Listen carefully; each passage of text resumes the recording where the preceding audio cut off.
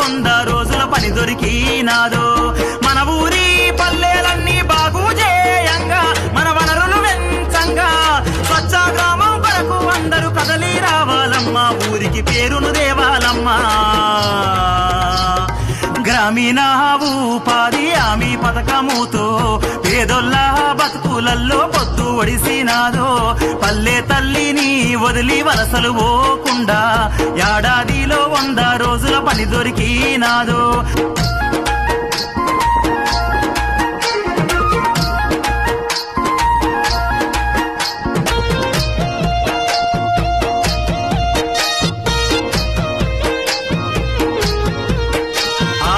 పొద్దు ఒడవంగానే ఊరి ప్రజలంతా